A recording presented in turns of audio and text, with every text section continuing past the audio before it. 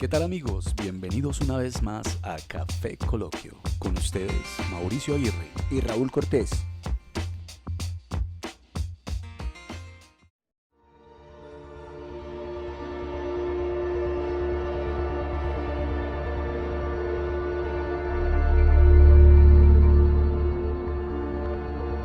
La rueda del eterno retorno sigue girando y con sus vueltas llega a nosotros un nuevo tiempo de poder. Samhain. Las barreras de nuestra realidad cada vez se vuelven más delgadas, dejando paso progresivo al mundo del espíritu. Las cosechas han sido recogidas, las ofrendas y sacrificios han sido preparados. Es el tiempo del frío de los muertos, pero también de la chispa de la vida. Es la hora de que hadas, duendes y finados regresen de las colinas para unirse a nuestro banquete, para festejar junto a nosotros el reencuentro del espíritu. ¿Qué tal, Raúl? Bienvenido a Café Coloquio. ¿Cómo has estado? ¿Qué tal tu semana? ¿Qué tal, Mauricio y oyentes? Muy bien, hombre. Aquí animados para este nuevo capítulo. Bueno, hablaremos de un tema bien interesante, Raúl. Como siempre, vamos a hablar de los orígenes del Halloween. Halloween, historia, mitos y muchas cosas más. Tienes razón. Y cosas bien interesantes que vamos a hablar acerca de este origen que tal vez muchos desconocen.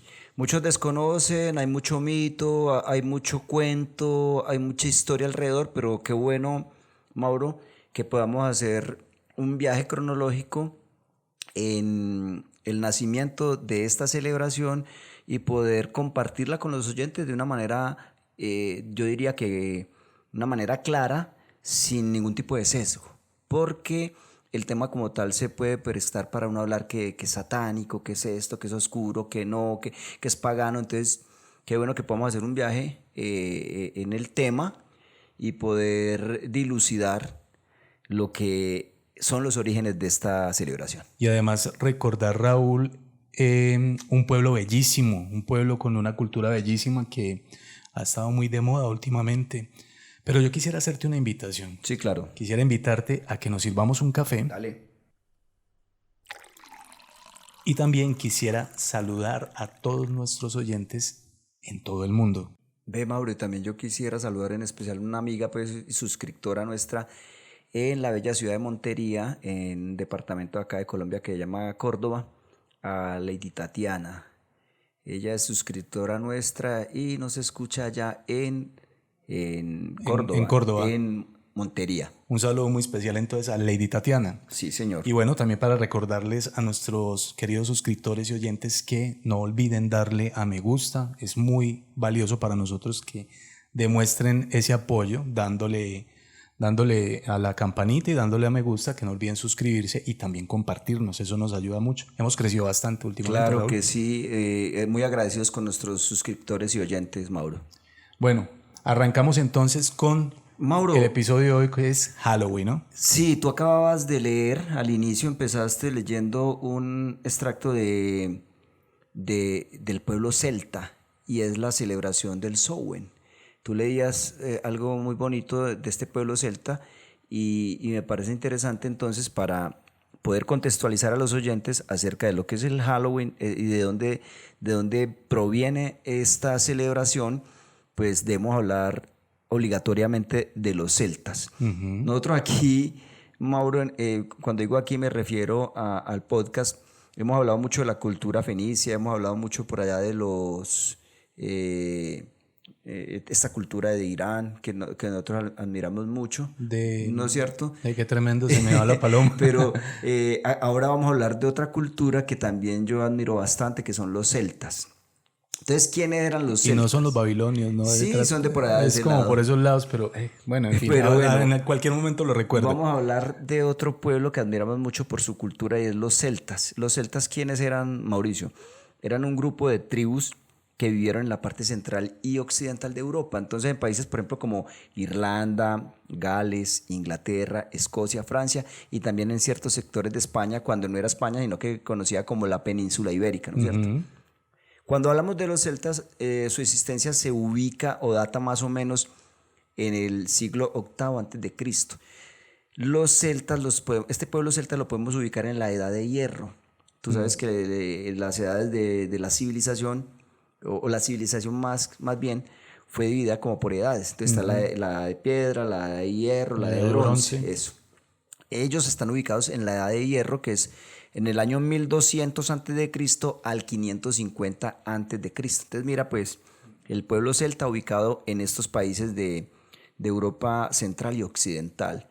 ¿Qué pasó? Ellos fueron erradicados por el Imperio Romano. Imagínate que el Imperio Romano pues los conquistó y los acabó. Entonces, cuando hablamos de los celtas, ¿a quién nos referimos? Se trataban de unos pueblos que estaban caracterizados por una gran ferocidad. O sea, eran unos guerreros tremendos en la lucha, en las batallas. Estos tipos eran feroces. Entre ellos compartían costumbres y lenguas similares. Eran también tremendos jinetes, ¿no? Sí, muy buenos jinetes, eran muy hábiles en el trabajo del hierro. Pues obviamente estuvieron en esta época en la edad del hierro. Y eran excelentes jinetes, como lo acabas de manifestar. Las mujeres en la cultura celta o en los pueblos celtas tenían un papel muy importante en la sociedad celta, alcanzando puestos de líderes o de lideresas, digámoslo así, y luchando al lado de los hombres. Entonces mira que esta cultura... De hecho creo, pues, o sea, de pronto me equivoco, por eso lo voy a decir así despalomadamente, pero una de las últimas batallas fue con una reina contra el ejército romano, el Imperio Romano. Y era una reina celta. Era sí, una muy reina posiblemente celta. porque las mujeres tenían mucha participación en los pueblos y en la cultura celta. Mauro, los celtas eran politeístas y era un pueblo de muchos rituales. Y dentro de ese politeísmo, dentro de esos rituales, aparecen unos personajes llamados druidas. ¿Quiénes eran los druidas o quién era un druida en el pueblo celta?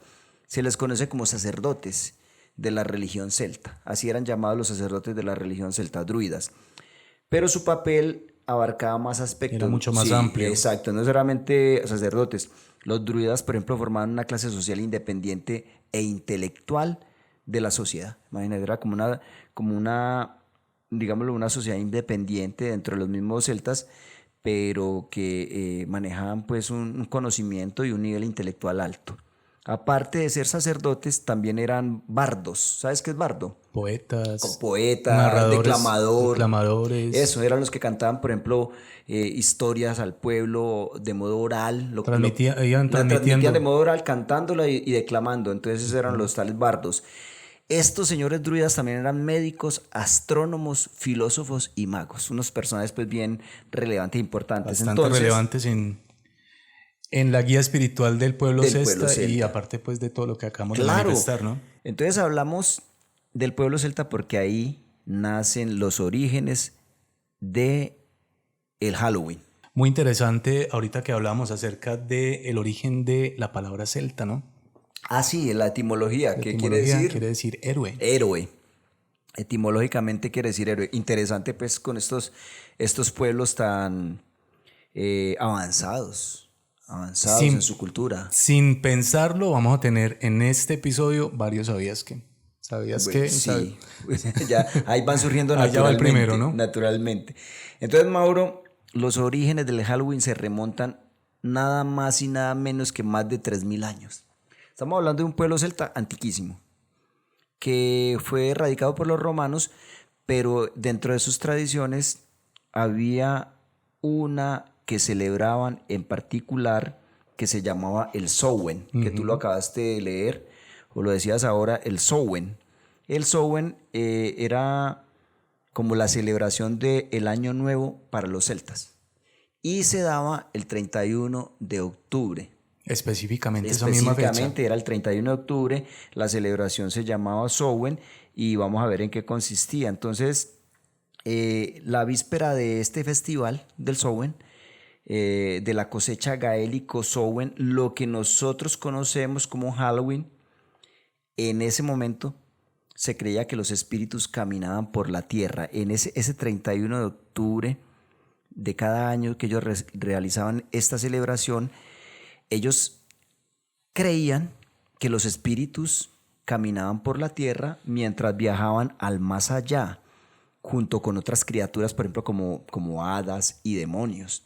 Entonces él... Es que al parecer en esta fecha específica ellos consideraban que esa línea que separa el mundo, el inframundo. el inframundo con este mundo donde habitamos en este momento se volvía mucho más delgada, más tenue. Exacto, y entonces esos espíritus, demonios, seres espirituales podían estar dentro de los vivos. Podían pasar esa barrera, pasar podían esa atravesar barrera. esa puerta, ese umbral. Exacto. Y aparte de lo que acabas de decir, pues nada raro que tenga que ver también con todo lo que tiene que ver la astronomía, porque ellos Claro, no, eran personas muy avesadas y muy avanzadas también, más fácil, muy avanzadas en estos temas astronómicos. Y muy interesante lo que dice ese fragmento que leí al principio, que ya estos espíritus van a bajar de las colinas. Claro, y habitar como entre los vivientes. De los lugares altos. Exacto. Entonces, Mauricio, este ritual servía para despedir a Luke. ¿Luke quién era? Era el dios Sol. Y dar la bienvenida a las noches cortas y frías que traían consigo el otoño. Era un cambio de estación, pero también para ellos era como un nuevo año. 31 de octubre. Entonces, ¿qué se hacía? Además de sacrificar animales a los dioses y reunirse alrededor de hogueras, los celtas llevaban disfraces. Mira que ahí se empieza como a configurar pues todo esto. Esos disfraces los llevaban probablemente, los hacían más bien probablemente de pieles de animales, ¿no es cierto? Y también se pintaban la cara. Se pintaban la cara con algún mineral o carbón. Carbón o algo así. Supuestamente se hacía esto para confundir, sí, se hacía esto para confundir a los espíritus o quizás para evitar que los poseyeran, que los atacaran los espíritus.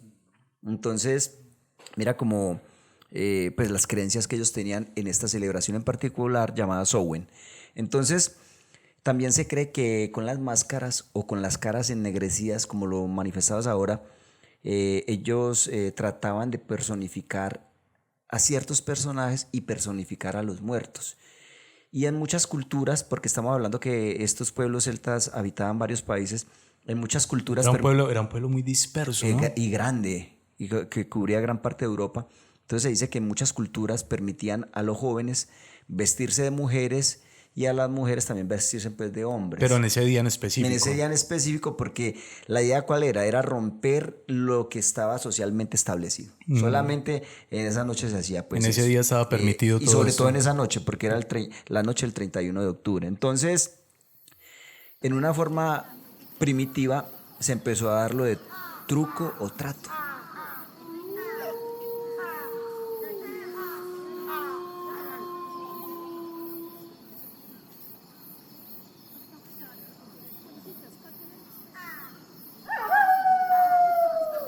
Se cree que los celtas disfrazados de espíritus iban de casa en casa haciendo tonterías a cambio de comida y bebida. Entonces esta práctica podría proceder de la costumbre de dejar comida y bebida a las puertas de las casas como ofrenda para los seres sobrenaturales. Se creía, Mauro, que esa noche, como lo decías ahora, esa línea tan tenue entre el inframundo y esta realidad o este mundo pues se ponía tan difusa que los espíritus llegaban esa noche y salían y para ellos era real eso. Entonces querían evitar a toda costa que de pronto fueran poseídos por ellos, que fueran de pronto atacados. Entonces de alguna manera se disfrazaban, de alguna manera ponían la comida ahí en las puertas para que estos espíritus la tomaran. Y se empezó a configurar lo que hablamos ahora, lo del truco o trato. Que eso pues fue... Que ya ha ido evolucionando y claro. se conoce como dulce o truco, ¿no? O trick, Halloween, dicen acá en Colombia. Aquí no en sé Colombia. cómo sea en México, en Argentina, en Chile, en Perú, en Ecuador, o en los países pues de acá de Colombia, en México está el Día de los Muertos, que ahora vamos a ver eso. Entonces, Mauro, se prendían también velas supuestamente para guiar a los espíritus, a las almas que viajaban a esa otra dimensión. Entonces se prendían velas como para guiarlos. Pero bueno, estamos hablando de esta práctica celta que para muchos es pagana. Y ahí viene otro, ¿sabías qué? Bien interesante. Mauro, ¿de dónde viene el término pagano, de aldeano, de campesino? ¿No es cierto? Mira que no tiene ninguna connotación peyorativa, pero como los aldeanos y campesinos en la Europa pues antigua se resistieron a ser cristianizados, entonces ese nombre de pagano cogió o tomó un significado peyorativo, que eran los que no eran cristianos o católicos. Y también, como lo acabas de decir, de aquellos que vivían en estas aldeas, aldeanos o campesinos. O en las villas, que también es de donde viene el otro, ¿sabías que Los el término villanos. villano? Sí, que eran los que se opusieron como a ser cristianizados. Entonces, un término que etimológicamente no tiene ninguna connotación peyorativa, pasó a ser peyorativa. Y es pagano. Entonces uno ya habla, no, esa persona es pagana. Entonces es porque no cree en Dios, o no es cristiano, no es católico, o no cree en ninguna de las grandes religiones. Y qué interesante cómo nosotros repetimos lo que escuchamos y vemos en televisión, vemos en cine cómo se refieren al villano. Incluso decimos, no, el villano de la película era Julano o era tal y tal. Pero finalmente un villano es el que habita en la villa, ¿no? Sí, y un pagano es el aldeano o el campesino. Pero bueno, esa es la transformación que va teniendo el lenguaje de una manera pues bien interesante, como va tomando un significado distinto de acuerdo al contexto también. Así es. Entonces, es una lengua viva que se va viva, transformando. que se va transformando y es dinámica, claro, lo que tú dices. Entonces el Samhain, aquí viene algo interesante, Mauricio, con esta celebración del Halloween, que era el Samhain, y es que la influencia cristiana por medio de los romanos hizo que el Samhain se transformara cuando estas autoridades cristianas se apropiaron de las festividades paganas. Eso no pasó solamente con esta, con muchas otras festividades. Los católicos romanos o cristianos empezaron a coger estas celebraciones de tipo pagano, pero pues con el término de que no eran cristianos, y las empezaron a cristianizar. Entonces se dice que con la conquista del territorio celta por parte del Imperio Romano, como te decía ahora, esta fiesta se mezcló con otras fiestas de origen romano, como la fiesta de la cosecha. Entonces mira que tiene como alguna relación. Imperio Romano ya también cristianizado. Ya cristianizado, claro. Entonces estamos hablando del siglo VII de nuestra era. El Papa Bonifacio IV decretó el 1 de noviembre la fiesta de Todos los Santos, para honrar a no solamente a los santos que ya están canonizados, sino a aquellos mártires o personas que habían muerto por la fe cristiana. Entonces él dijo, bueno, el 1 de noviembre va a ser el día de Todos los Santos. Entonces, así, la noche anterior, que era la víspera de Todos los Santos, pero la noche anterior, que era el 31 de octubre, el Samhain, continuó celebrándose con hogueras, con disfraces, con desfiles, pero comenzó a llamarse la víspera de Todos los Santos. Ya no se conocía como se conoce ahora, sino que no se conocía ya como Samhain, sino como la víspera de Todos los Santos, que en inglés es algo así como All Hallows Eve, que quiere decir la noche de Todos los Santos o la víspera de Todos los Santos, y ese All Hallows Eve que terminó derivándose en Halloween. Entonces las tradiciones de Halloween difieren en las diferentes partes del planeta, pero de manera general se encuentran los famosos dulces de Halloween, el truco o el trato, los disfraces fantasmagóricos de monstruos o de fantasmas, de todo esto, tallar calabazas y meterle una vela adentro, encender hogueras, hacer bromas, visitar atracciones embrujadas, contar historias de miedo o ver películas de terror. Entonces mira cómo se va configurando pues esta celebración, de ser una celebración celta, de tener un significado pues bastante interesante con lo que es la vida y la muerte, el mundo de los espíritus, cómo se cristianizó y se convirtió en lo que hoy conocemos como el Halloween. Que por cierto se volvió tremendamente popular y que mueve millones. Claro que sí. Esto pasa, Raúl, de ser una celebración de alguna manera primitiva, pero también muy seria. Es que era seria. Muy seria dentro de esa, sobre todo de la cultura celta, que es donde estamos hablando hace más de 3.000 años. Y eso es lo que queremos rescatar. A llegar a nuestros tiempos, a hacer una celebración con un marketing impresionante. Pero miremos cómo pasó. Bueno, esto llega después de mucho tiempo a Estados Unidos, ¿no? 1840. ¿Cómo llegó a Estados Unidos esta celebración? Resulta que en 1840 los inmigrantes europeos, pero más precisamente los irlandeses, Hablamos de una hambruna, ¿no? tuvieron una hambruna que se llamó la hambruna de la papa. Hay una película, creo que es de la historia de Charlie Chaplin, y muestran fragmentos hay fragmentos de la película que muestran la vida de este personaje en su natal. Él era inglés. En su natal Europa, porque eso no solamente fue en esta región, y muestran cómo una de las cosas que logró que la gente sobreviviera fue la papa.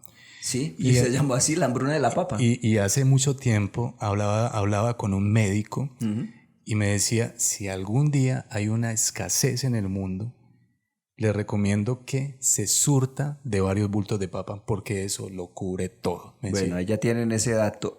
La papa es muy importante en la alimentación. Aquí en Colombia decimos la papita. Sí, cuando hablamos de comida habla de trabajar por la papa, pues.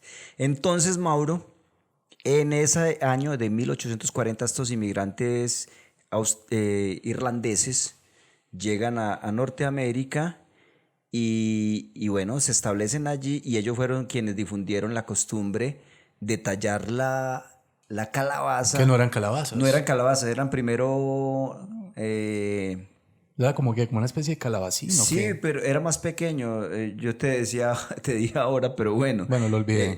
Exacto. Entonces, ellos empiezan a tallar, llevan esa costumbre de tallar la calabaza y ponerle una vela dentro, que estaba inspirada en una leyenda también celta de Jack el Tacaño, que es un tipo que engaña al diablo.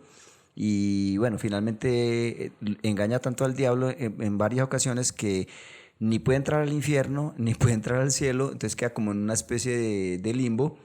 Y este señor, el diablo le manda como unas llamas, él captura estas llamas y las mete en un nabo, era un nabo que es una calabaza más pequeña, él talla esa calabaza, le hace el hueco, ese nabo, y mete ahí las llamas del infierno y el tacaño Jack es el que anda con esa linterna y por eso en la celebración del Halloween ponen la calabaza con una cara tallada y con una vela por dentro. O sea, la abren por encima, sacan todo lo que tiene dentro, tallan un rostro con sus ojos, su boca, su nariz, incluso pues tratan de que algunos la hacían muy amigables, pero pues debido a la connotación de miedo de la celebración la hacen con una cara poco amigable y con la velita adentro. Entonces los irlandeses son los que llegan con esta costumbre. ¿Sabes que eso que hablabas de ya el tacaño, los cuentos se parecen mucho?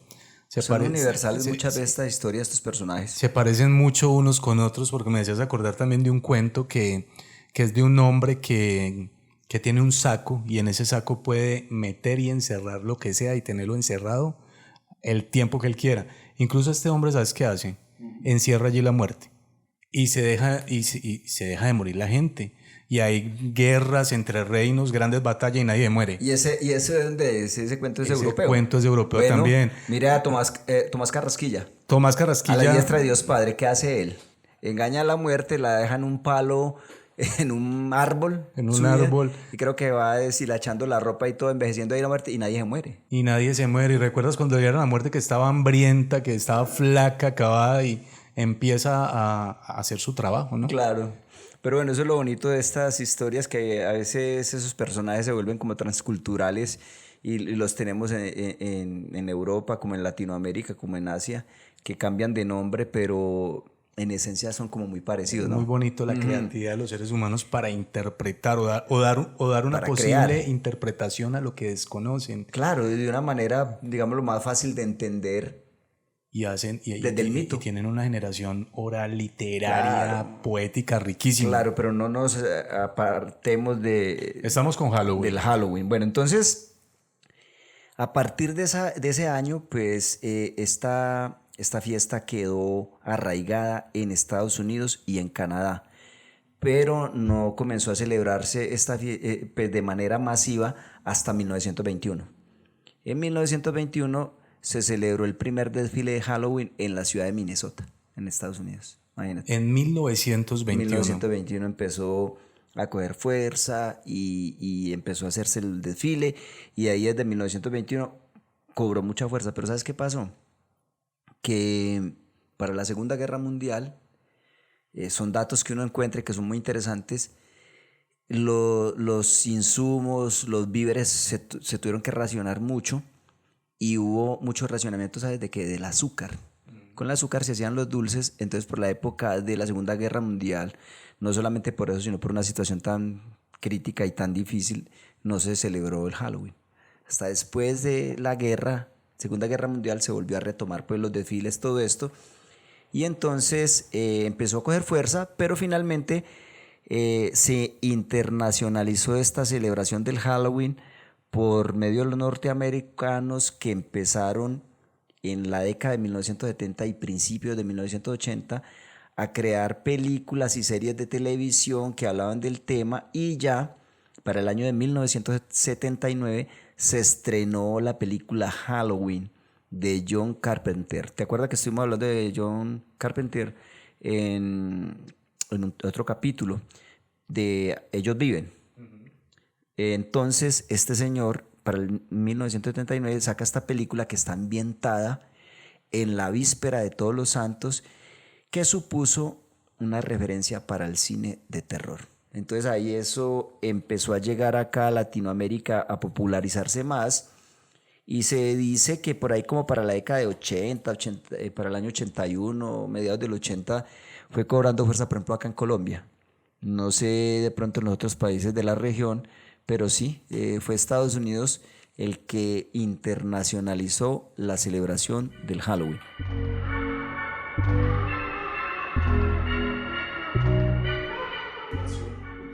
Y Raúl, esto nos trajo producciones que generan nostalgia porque nosotros crecimos con eso.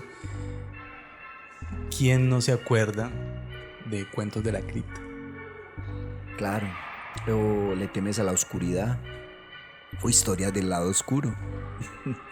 Pero bueno, para el Halloween también sabes que, Mauro, nosotros que les recomendamos películas y libros a la gente. Hay unas películas para ver ahora en Halloween, por ejemplo, está esta Halloween de 1979.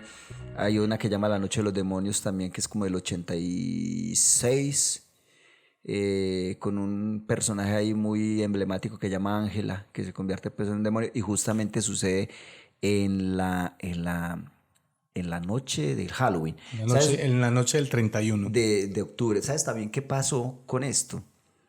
Que se empezaron a crear muchos mitos de los dulces envenenados, las manzanas con cuchillas y agujas. Y se dice pues que a algunos niños les dieron estas manzanas o un pay de manzana con cuchillas adentro, con alfileres, dulces envenenados. O también con drogas. Sí, entonces ahí se empezó pues como a volver también el mito. Pero Mauro, estamos mirando pues los orígenes, ya estamos cerrando pues este capítulo. A mí me parece interesante ver el Halloween como una de las tradiciones más antiguas del mundo. Hablamos de 3000 años, ya que toca. ¿Por qué me parece muy interesante esta celebración? En sus raíces, en sus inicios, no estoy hablando lo de ahora, porque toca un elemento esencial de la condición humana, que es la relación entre los vivos y los muertos. Eso siempre va a estar en nuestra cabeza. En nuestros recuerdos. Claro, y cómo lidiamos con ello. Entonces, toda civilización conocida, Mauricio, de alguna manera o de alguna forma ha creado ese ritual de celebración centrado en lo que ocurre a la gente cuando muere. Es que uno me pregunta eso, o sea, ¿qué hay más allá? ¿Qué hay más allá? ¿Qué pasa? ¿A dónde van?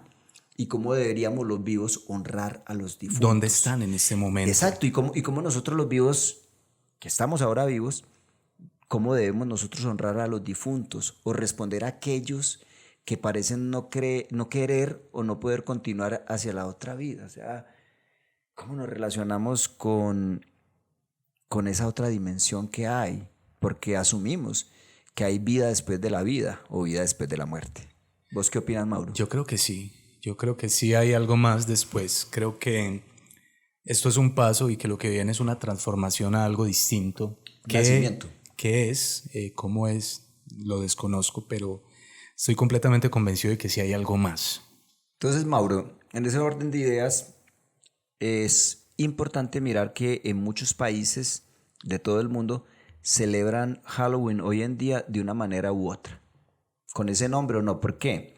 Porque desde el Día de los Muertos en México, los mexicanos celebran el Día de los Muertos. Bien interesante. Ajá, hasta el Día de la Limpieza de Tumbas que se celebra en China. Entonces, la celebración moderna de Halloween en países como Estados Unidos, Canadá, donde es más popular, participa de esa tradición ancestral, aunque algunos aspectos de la festividad se hayan añadido recientemente y su origen pues, puede remontar hasta el festival celta que hablamos ahora, el Samhain. Entonces mira qué tan interesante ver el Halloween, no como bueno o malo, sino como lo que es. ¿De dónde parte? ¿Cuáles son las raíces? No vamos a satanizar, ni vamos a decir que es bueno. No. Es que la gente pueda entender o que podamos comprender el origen, las raíces de esta celebración y de lo que de pronto se ha incorporado ahora, pero que es más una cuestión moderna que realmente lo que era las bases o las raíces de esta celebración de los celtas. Entonces, mirando un poquito como de manera reflexiva, por ejemplo, las máscaras de Halloween y las tradiciones actuales representan el mismo tema y tocan uno de los aspectos más básicos de la condición humana y la ancestral celebración del Samhain, de los celtas. Entonces, si miramos, por ejemplo, los trajes que usa la gente, representan, por ejemplo, sus miedos, esos monstruos, esos fantasmas y todo eso. Esos trajes podrían estar representando sus miedos y también al mismo tiempo las esperanzas de la misma manera que la gente hace siglos llevaba máscaras para disuadir a los espíritus y las experiencias desagradables a la vez que anticipaban las alegres reuniones con los seres queridos que habían fallecido o que habían partido. Entonces, muchos de los trajes representan el miedo universal a la muerte. Mira también como el Día de los Muertos, la Santa Muerte. Y también el miedo universal a la muerte, pero también a lo desconocido, que al menos por una noche una persona puede dominarlo al convertirse en lo que normalmente temería y mediante la transformación neutralizar ese miedo a la muerte, ese miedo a lo desconocido. Entonces, en su nivel más básico, diría yo, Mauro, el Halloween es o puede ser un triunfo de la esperanza sobre el miedo. Y lo más probable es que también significara eso para los antiguos celtas en el famoso ritual del Samhain de hace más de 3000 años. A mí se me parece mucho cuando hablábamos de este festival celta de hace 3000 años. Es muy parecido al Día de los Muertos en México. Sí, claro. Es muy parecido cómo llevan comidas, llevan bebida. Hay un tal pan de muerto. Y cómo pretenden encontrarse en una reunión, en una fiesta, en un gran banquete con sus antepasados, con sus difuntos, como tal. A mí me parece una celebración muy bella, ¿sabes? Algo muy bonito. Sí, son celebraciones que, como decíamos, tienen un valor cultural, un valor ancestral, un valor espiritual, un valor muy humano y muy del arraigo de querer de alguna manera vislumbrar algo acerca de lo que no conocemos como es el otro lado. Y sabes que me parece interesante también del Halloween nuestro, del que se lleva a cabo cada 31 de octubre en este momento con nosotros, pues en nuestros años, nuestra época, es la posibilidad de que la gente manifieste una cantidad de inconformidades.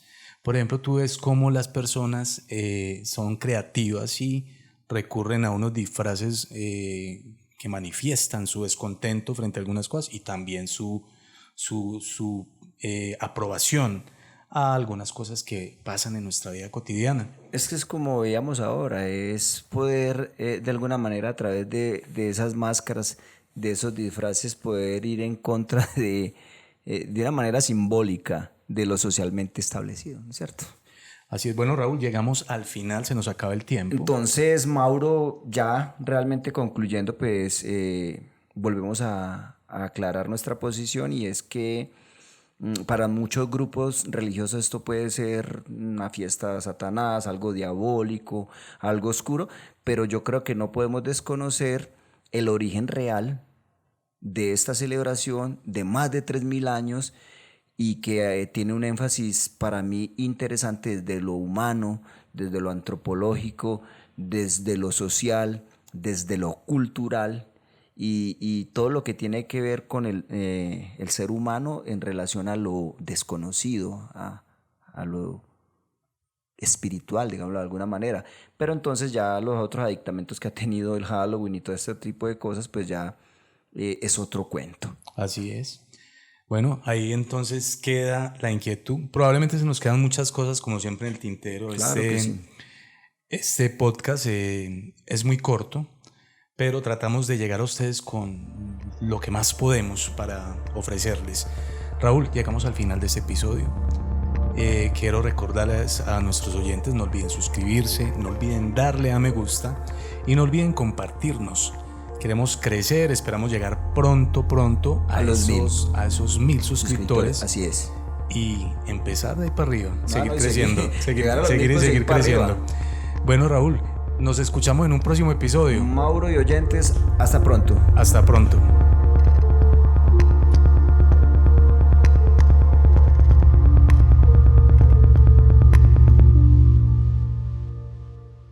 Acabas de escuchar Café Coloquio Podcast. No olvides suscribirte en nuestras redes sociales. Nos puedes encontrar en Facebook como KFE Coloquio Podcast y en Instagram igualmente como KFE Coloquio Podcast. No olvides buscarnos también en YouTube y recuerda que estamos en las principales plataformas de streaming. Hasta un próximo episodio.